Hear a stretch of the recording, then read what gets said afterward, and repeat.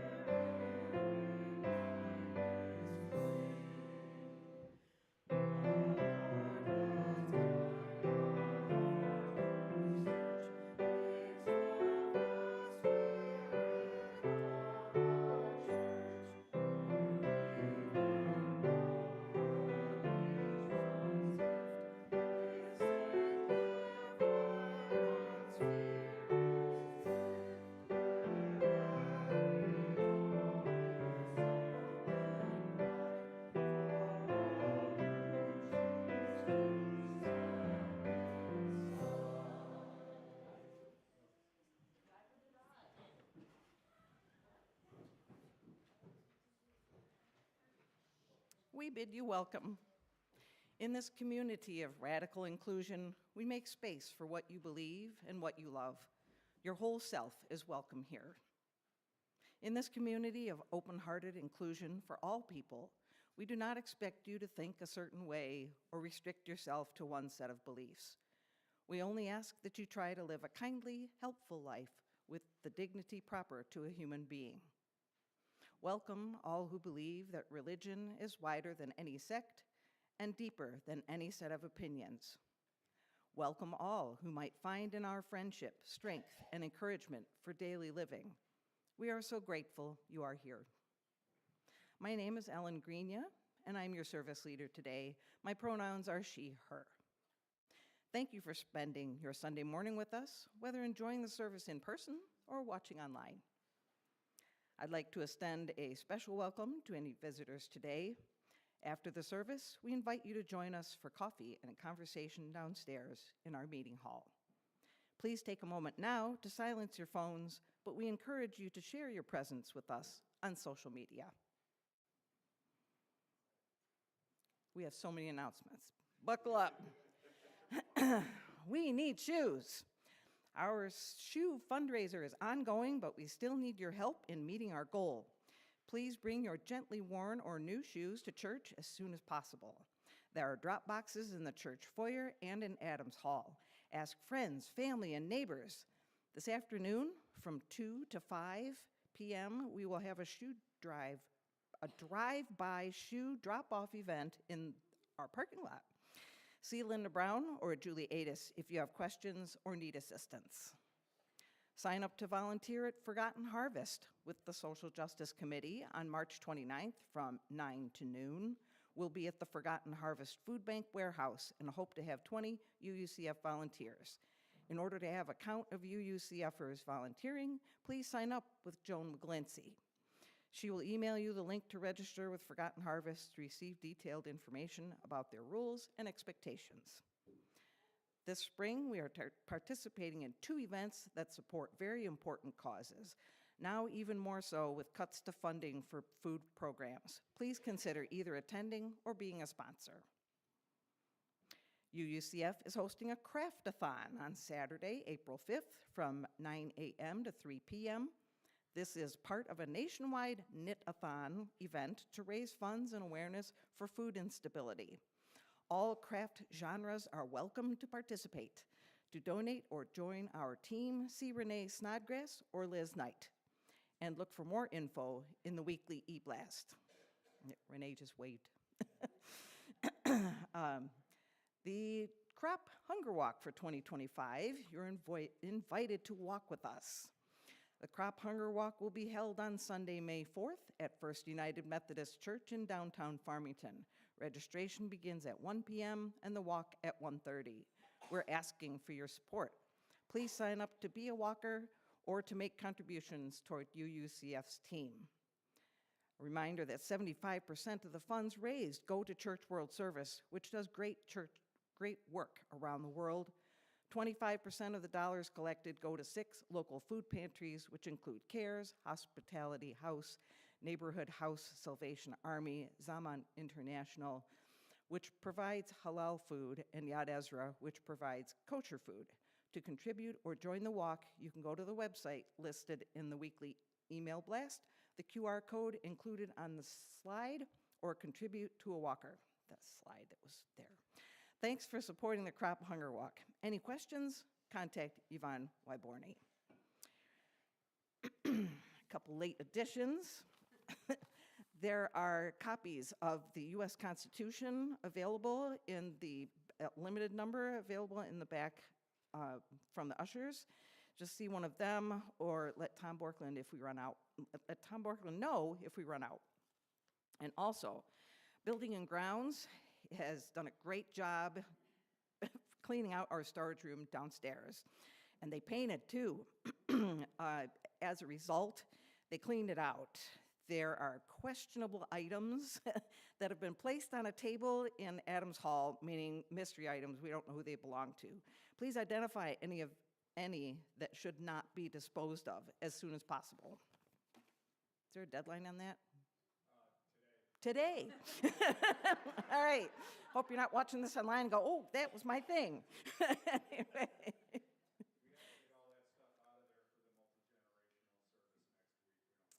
Oh, right, there's a multi-gen next week, so. Multi-congregational. Multi-gen is here. Oh, right. Reminder for next week that folks from UUCF should park in the lot next door so that we can leave room for our guests here. Remember to check the UUCF website or emails for other announcements about upcoming events. For a chalice lighting. We are Unitarian Universalists who put love at the center of our lives. We light this chalice today with hope in our hearts for a more just and fair world for all.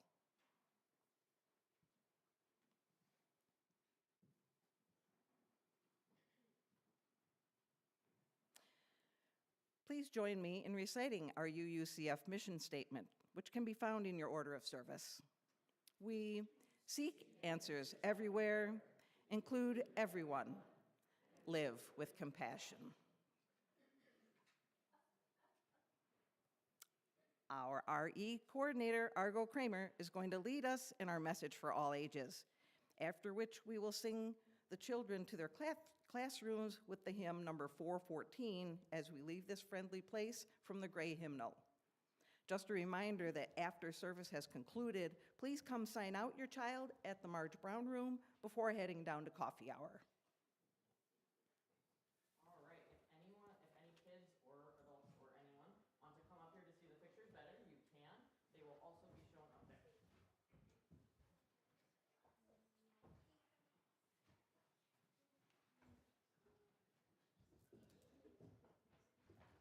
So today, we are reading I Am Love, and it was written by Susan Verde, and it was illustrated by Peter H. Reynolds.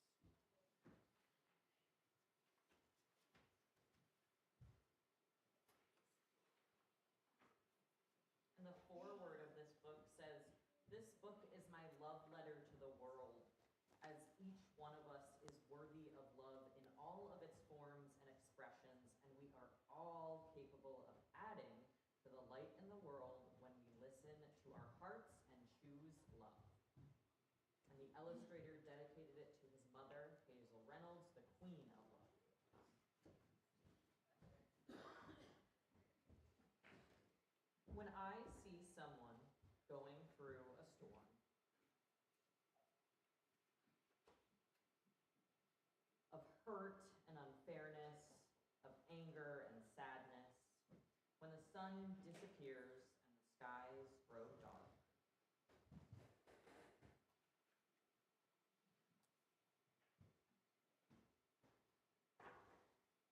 And I see there is fear. I ask myself, what can I do to help let the light back in?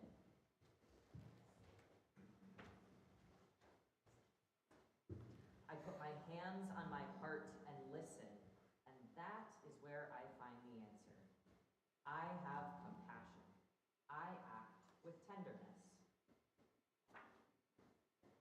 I am love. I can listen and not say a word. I can be there. Love is being present. I can hug and hold and say everything will be all right. Love is comfort. I can speak softly and choose my words and actions carefully. Love is gentle. I can give thanks for all I have and am able to share. Love is gratitude. I can keep my mind and body safe and healthy. Love is taking care of me. I can express what's important to me. Love is creative. I can know that no one is perfect. Love is understanding. I can do my best to make things better when something is wrong. Love is effort. I can celebrate those I've loved before. Love is remembering. I can find goodness in a kind world and a helping hand or a shared smile. Love is tiny gestures. I can breathe in the air that the whole world shares and know all creatures are made from the very same stardust. Love is connection.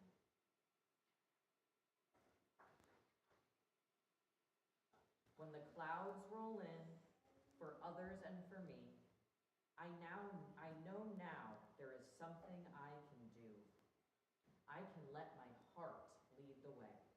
I am love. You are love. We are love. And with love, we will weather the storm and light up the sky together.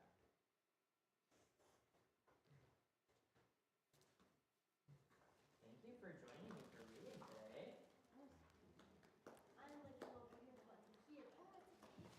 All right. Then, anybody who wants to, we are having Children's Chapel in the Marge Brown Room, so we will start to head on down there. But first, wait. Does anyone have anything they want to share that they thought about this book? No. Sibby. She was being kind to others and understanding. She was being kind to others and understanding. I think that's a good theme. Jude. What do you got, Chris? Bread. Dexter. There's many different kinds of ways to love. There's many different kinds of ways to love. I think this is the theme of the book the most. I agree with what Dexter said. You agree? That's awesome. Thank you, guys. Alrighty. Then, thank you guys for sharing. I think, listen up here for 1 second. I think this book is about loving our community, loving ourselves, and loving our friends to support them and make the world a better place. Yes. But she's being kind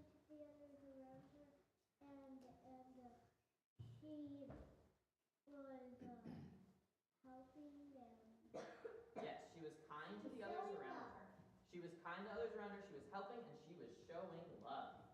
All right, Talia, what's up? I think she was working hard on the flowers, but then someone walked through them and she was okay. That's true, that in the pictures, she was working hard on a flower garden, and someone else walked through it, and she was understanding and forgiving. All righty, then we'll have our kids and teachers rise up. And she didn't even say anything about it. Please join us as we sing hymn number 414 as we leave this friendly place from the Gray Hymnal.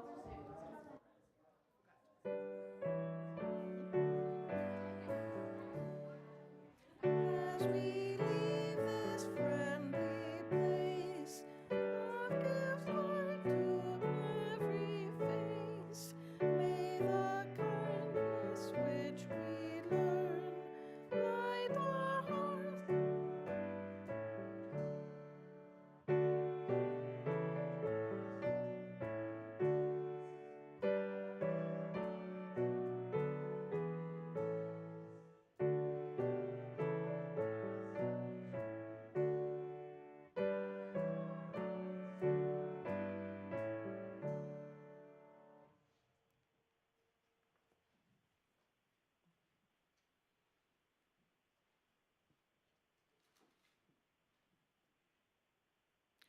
We make space every Sunday for authentic and vulnerable sharing. But you go first? No. Okay, I go first. Which helps to build this congregation into beloved community. We invite you to share what's going on in your life, to name your feelings and the people in your heart in need of prayer, good energy, best wishes, and other help. You're welcome to come pick up a stone or stones from the table, infuse or charge it with your joy or sorrow, and place it in the singing bowl, where its energy will ripple out to be held by all of us. If you'd like to verbally share something important on your heart, please come up and speak directly into the microphone. All are welcome to participate in any of these ways.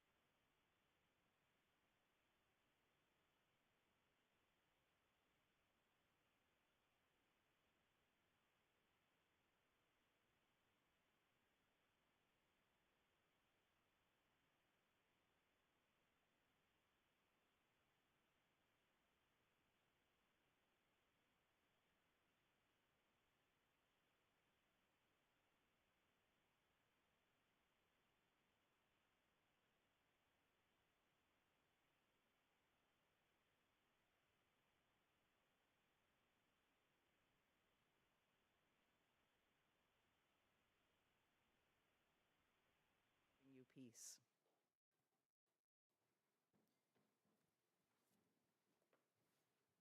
Not yet.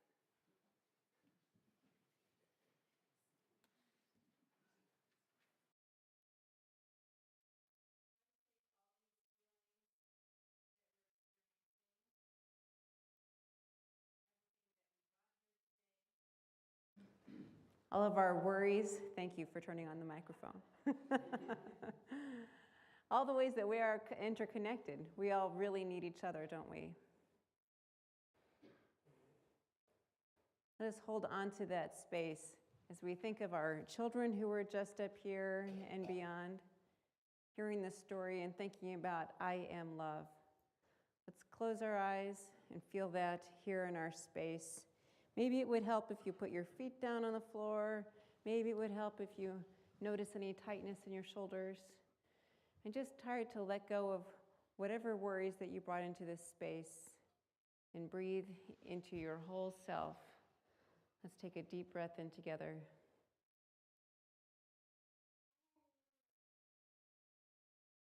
And out.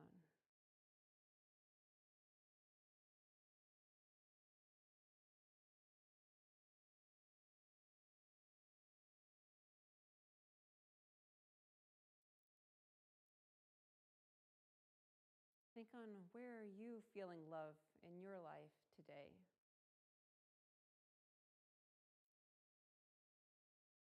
What does love look like for you? Are you showing up for someone? Or someone showing up for you? You imagine someone saying, I'm in pain, I'm in need, and you being there with them and only listening.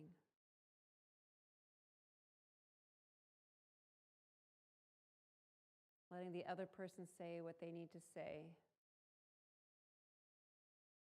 Noticing our own need to jump into defensiveness or response, but instead to open our minds, be curious, feel that need to jump in, notice it, and still pay attention to that voice inside ourselves and continue to stay quiet and listen, because that too is love. We put a lot of work into effort, which is important. But where can we slow down, slow our minds, slow our bodies, slow our breath, pay attention.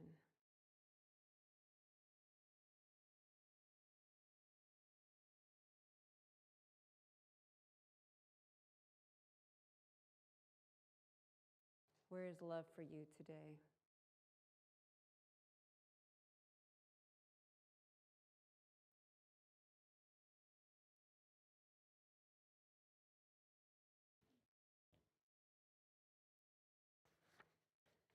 I would like to share with you a prayer by Connie Goodbread.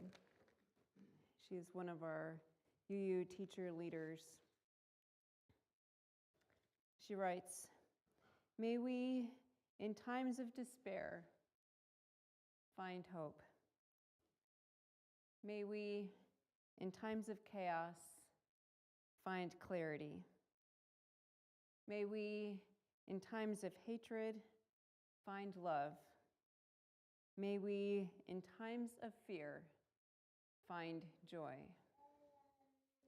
Choosing joy is an act of loving defiance. Choosing love is an act of loving defiance.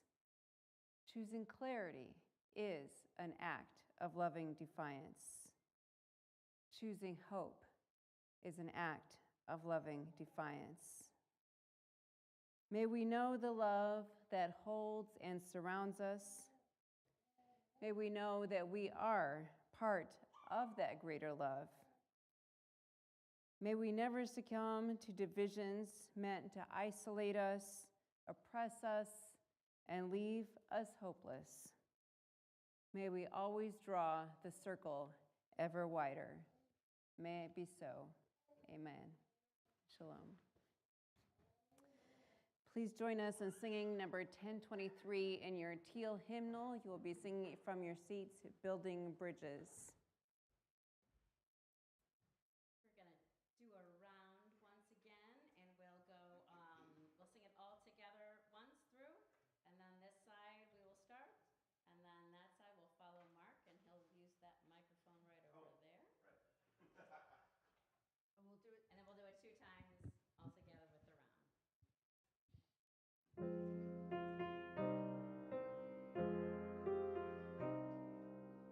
Building bridges between our divisions, I reach out to you, will you reach out to me? With all of our voices and all of our visions, friends, we could make such sweet harmony.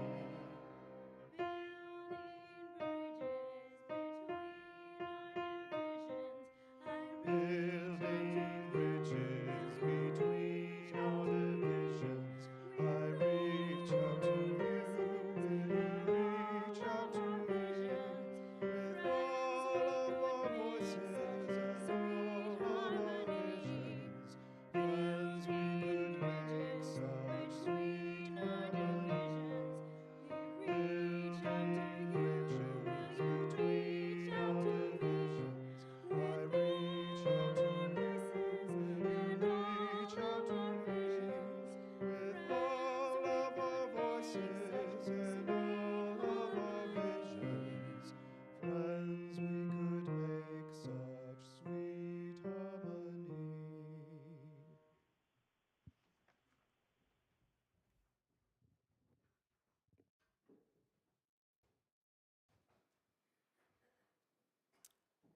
Last week, we began our stewardship campaign of What Are You Bringing to the Pot? With those of you who have pledged, please come place your vegetable on the pot.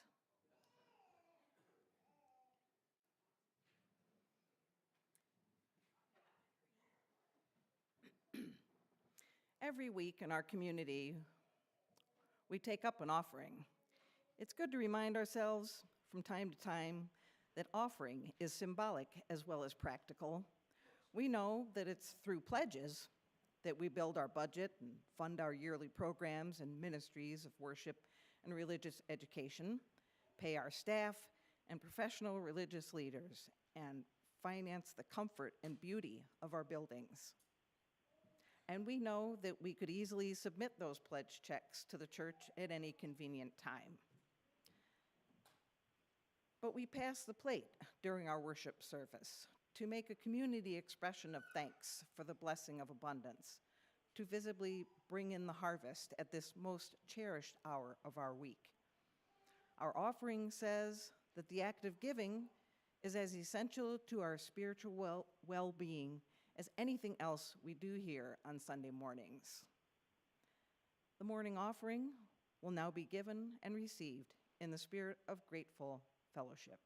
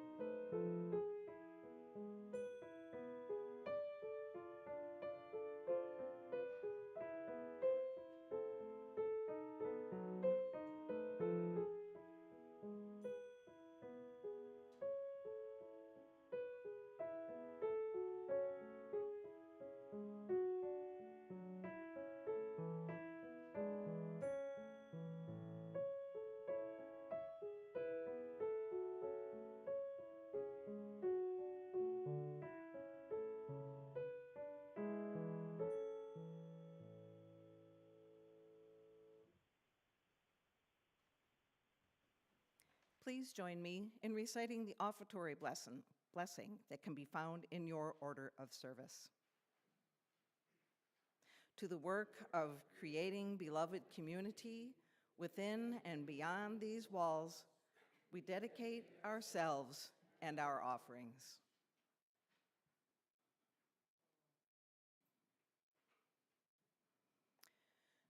This reading is a theological reflection on the proposed revision to Article 2 by Reverend Dr. Sherry Prudhomme. Love is the power that holds us together and is at the center of our shared values. We are accountable to one another for doing the work of living our shared values through the spiritual discipline of love. The great Universalist heresy, the one that so threatened evangelical and Calvinist groups in New England in the late 18th and early 19th century, that they vehemently opposed it, denying Universalist preachers access to their pulpits and to positions of public power, was that the nature of God is love. This love, embedded in the fabric of the universe, was strong, nurturing, and inclusive. It would not let go of anyone, ever. Grounded in this love, Universalists rejected any ideas of an afterlife that ultimately separated humankind into the saved and the damned. They rejected the violence and cruelty inherent in traditional notions of atonement, which understood God as having ordained Jesus to suffer and die on behalf of humanity. Instead, with salvation as a given, the locus of religiosity became this world rather than the next among these people.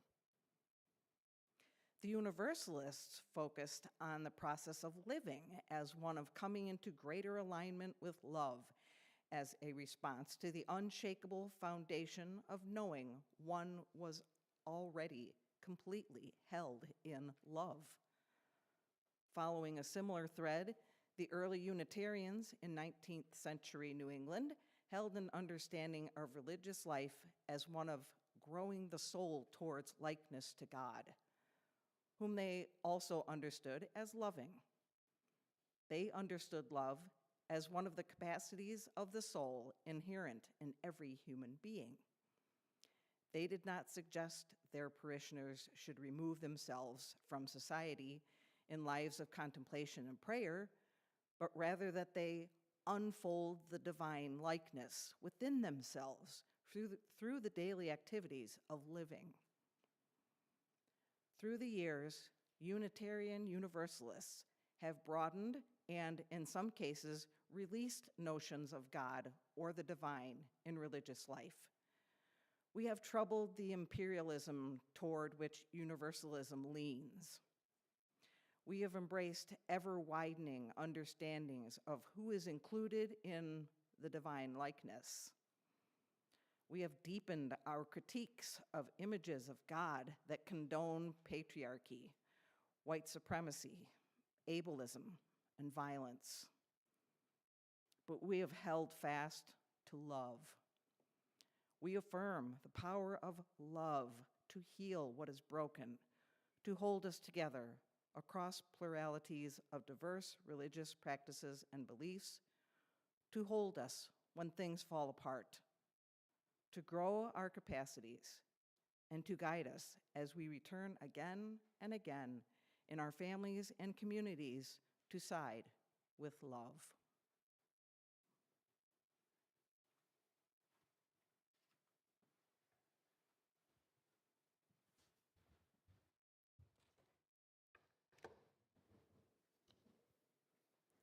Last year, and I'm sure ongoing, there's a critique about why are we talking about love? Don't all religions have love? Well, maybe they do. Yesterday, I performed a wedding where we had a reading from 1 Corinthians that specifically talked about what love is. And I'm sure there are many, all of the religions that we see represented around here talk about the ways that we treat people, and that is an aspect of love. I believe that what makes Unitarian Universalism different about how we live love is that we take it to a step further of not saying we're love because we want to save you or that you're living your religion wrong, but that we want to improve the world for all people from a space of love. And that love is a spiritual discipline. Who has tried loving somebody or even liking somebody that is on your last nerve?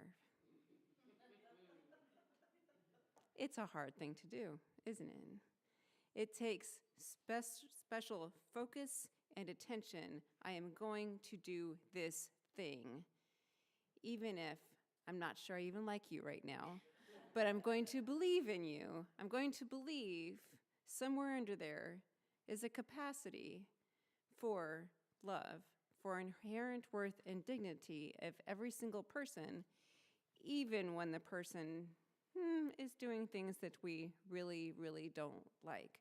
Sometimes that is the only thing that gets me out of bed in the morning. So I have to believe that somewhere there are people, even if we have different understandings of the world, have to think, how is it we are going to do this? So Unitarian Universalism can be a very hard thing to explain. One of our children's books even has in the title of it, Unitarian Universalism is a really long name. And it is, because how do you even say these things?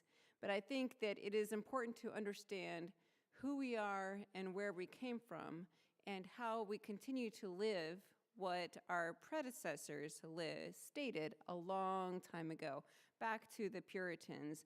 And so it's a darn good thing, like the Puritans are where we came from, but we didn't stay there. But we have a tendency to fall back because it's like the inner groove that's always there. So we have to pay attention to where am I acting like? Where am I acting like a Puritan? That could be me today. So we have to pay attention to that for ourselves.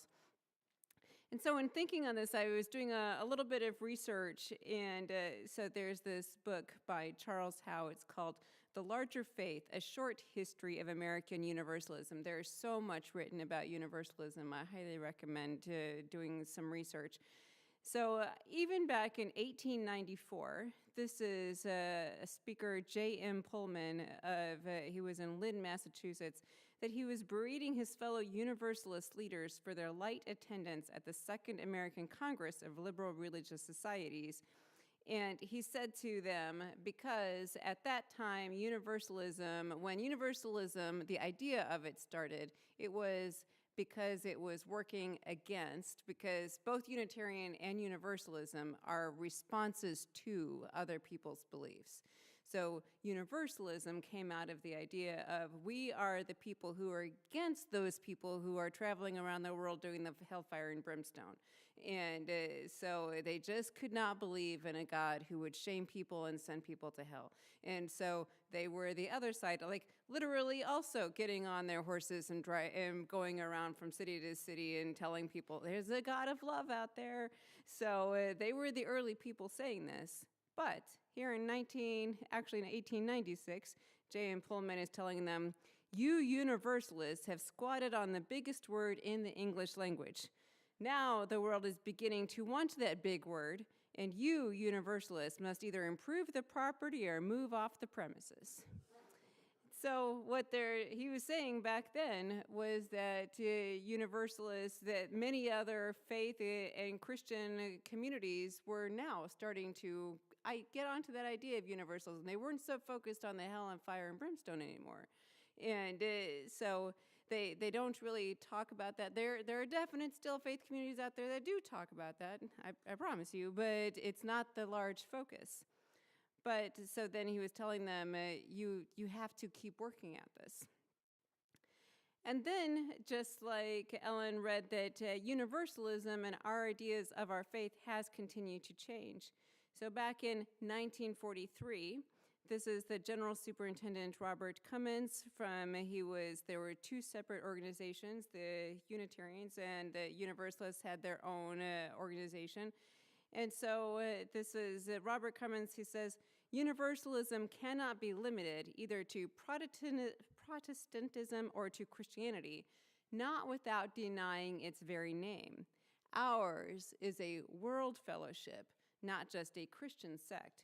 For so long as universalism is universalism and not partialism, the fellowship bearing its name must succeed in making it unmistakably clear that all are welcome, theist and humanist, Unitarian and, this is heretical for a Unitarian to say, Unitarian and Trinitarian. A circumscribed Unitarian universalism is unthinkable. We do not put limits, and it is hard even now for people. There are conversations about who can we really invite. Will we invite conservatives in? I don't know. It's a hard line to walk if we really believe that love is for everybody. How do we really do that? So how do we explain this thing to other people? Sometimes I go back specifically to our very early Unitarian Universalists, specifically because I'm madly in love with the Universalists. And when some of our churches, like their t-shirts say, "We are the no hell church." I love that. Because we are the no hell church. We don't talk about it because like we don't even think about hell. It's like imagining some place that why would you talk about it? But in case anybody's ever asking you, what is this thing that you go to on Sunday and what is this thing you're checking out? Well, you can, if you want to be really heretical, start off with, well, we don't believe in hell and see what happens after that. But we just can't believe that there is a place called hell that people are going to be condemned to if they lived a life that was wrong. Our current beliefs are that we get to create the life we want right now, right here in this lifetime, is how you make the world a better place for all people. That is what we put our focus on. Universalism was heretical then, and in some circles, it is still heretical. So be aware of that this could be a kind of a radical, we talk about radical inclusion. It's also quite radical to be a part of a faith community like ours that makes public stands. Before I came into the UU world, I was a part of another kind of similar faith community, had similar ideas, but they wouldn't take any public stands. And after a while, I decided, if you're not willing to get mud thrown on you like I am, then you're not my friend, and I'm going to stop my association with you. That is the big difference between UUs and many other faith communities, that we are willing to take public stands and get involved in legislation and do things. We are known as the people who show up for protests, for anything that says if there are immigrants who are being hassled or harassed, like we're the ones that we're going to show up. If there are people being tortured or something, we are out there. We have made stands continuously, and we will continue to do so for as long as we exist. We will be the people literally standing, sitting, rolling on the side of love, which is why I wore my Side with Love stole today. Side with Love is actually one of the campaigns of our Unitarian Universalist denomination that started many years ago because we wanted to have a public face when we showed up to places. We have a yellow t-shirt that says standing on the side of love or side with love, so that when you show up to protest, you see a sea of yellow. The yellow isn't a beautiful color. It's not. This is not like somebody's going to go, oh, how a pretty color. But no, it stands out because you want to be seen. You want to be seen as the people who show up. That's, to me, what universalism is. It says we are here for everybody. It's both public and it's private because love takes practice, doesn't it? You have to keep working at it. Nobody is like really, like it's an ongoing thing all the time of how am I going to show love to this person now or to that experience? What are we actually going to do in terms of focusing on that? Choosing love on an ongoing basis is not easy, is it? No. But we keep trying. We keep ongoing trying in our communities. That's why I think of our congregations as an ongoing laboratory in can we all be different from each other, have different faith ideas or different things that we rely on that help us, and still be in community together. How do we work out these differences? This is a space where we get to practice that. And then we get to take those skills that we've learned and apply them in other places in the world. To me, that's where I see one of our impacts, whether or not we actually say, I'm volunteering here because I am a Unitarian Universalist, or I'm serving on this board in this part of my community because I am a Unitarian Universalist. You don't even have to say that out loud. It's about how you behave, how you show up in the world, that people can go, oh, there's something different. And then that helps to be able to know, I am doing this because I want to live in love and be love for the whole world. And so sometimes there can be a little bit of pushback on some of our stances that we've taken. And so I wanted to just talk a little bit about this. So a few weeks ago, I'm sure that they'll turn on my mic here in a second if you can't hear me now, but we started putting out these signs, and they're available for anybody. I think that we probably ran out. Katie probably went with a group to RE, but if you would like some, please feel free to get some. This is kind of a standard UU sign that we encourage you to take, because this is a pretty good summary of most of our, what I think of as religious beliefs. Now, many people can say, is this political or that political? That depends on where you're going to go with that. But I believe that every one of these are a reflection of our belief in love and universalism in every single thing. Do we believe that love is love? And we know that that statement is a reflection of the years and years and decades of work that this congregation and many others around the country put into marriage equality to make that a reality. Do you believe that love is love? And do we believe in marriage equality? Yes, okay. Oh, wait a minute, then there's Black Lives Matter. Do we believe that all people, particularly people of color, Black people in the United States, that their lives matter? Do we? Yes, okay. Do we believe that climate change is real? Yes. Now, one of the things that you use, take it a little bit further, is that we try to think of the intersections. How does climate change affect people in marginalized communities around the world? Like we can see, oh, the seas are rising, but how does it impact those communities? How does it impact people individually? So we tie it back to people. People are affected by these things. We know that's for truth. No human being is illegal. Now, I'm having a hard time with this one this week because there's almost every day getting stories about immigrants being detained. And I'm furious. Every one of you should be furious over the illegal things that are happening right now of immigrants being picked up. This is wrong. We believe that no human being is illegal. Yes. All genders, every single one, however people define themselves, are whole, holy, and good. We do not tell people how they should live or what their gender is. Part of our job is believing people. When they say who they are, we don't argue with them about it. We don't tell them they're wrong for it. We notice our own discomfort if something's coming up for us, but we don't tell them they're wrong.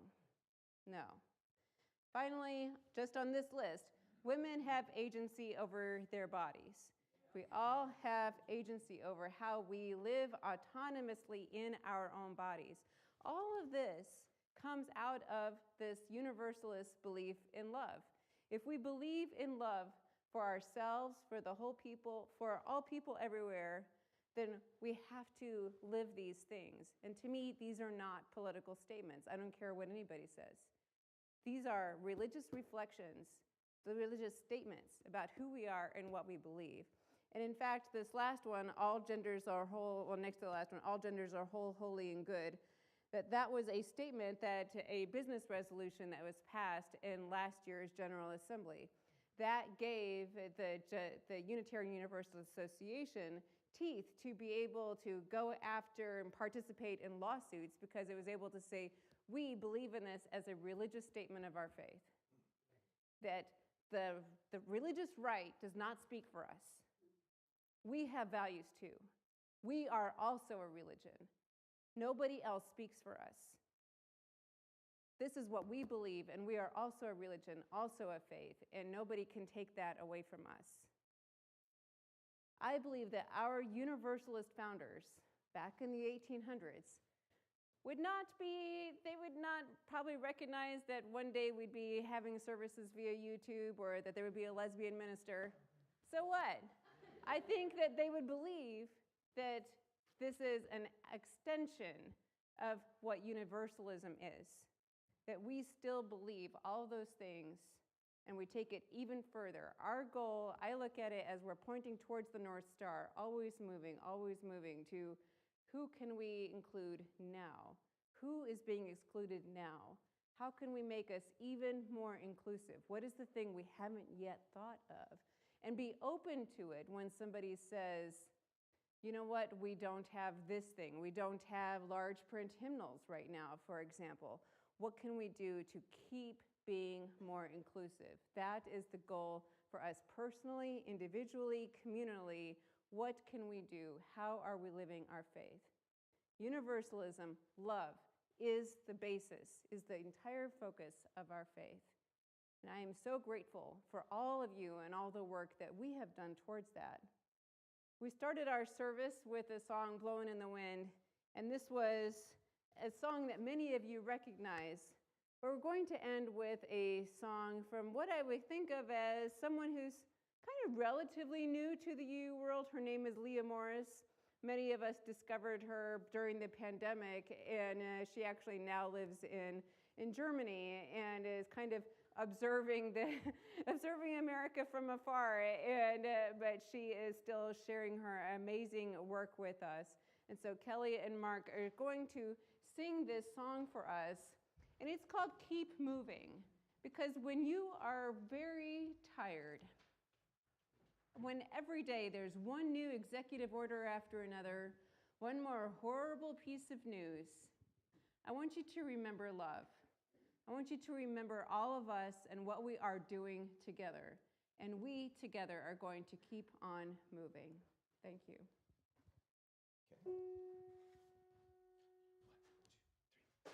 Doom, doo-ga-dee-doo, a-goo-doo-goo-doo, doo-ga-dee-doo, ga-doo-ga-doo-ga-doo, doo-ga-dee-doo, ga-doo-ga-doo-ga-doo, doo-ga-dee-doo, You're not alone, all is not lost.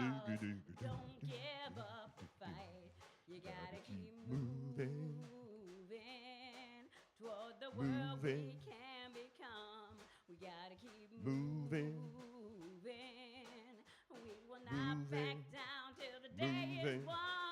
Don't believe in the nonsense. Clear your mind and stand your ground. If I rise and you take my side, they will never knock us down. We gotta keep moving. Keep the faith and hold the line. We're gonna keep moving. Show the tyrants we are of one mind. Don't give in to the chaos. Keep your focus on the light.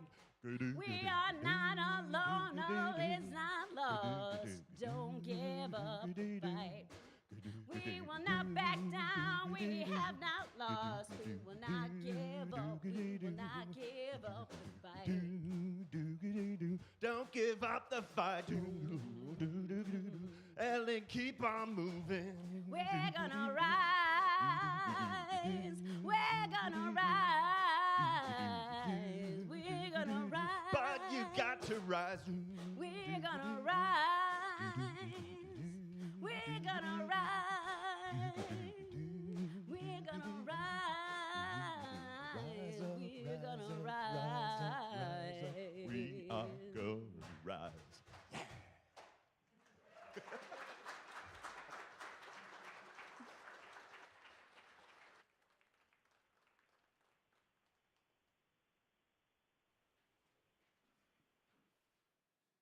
We are Unitarian Universalists. We put love at the center of our lives. And as we go out into the world, let us remember to imagine a new way and practice building the future we hope for.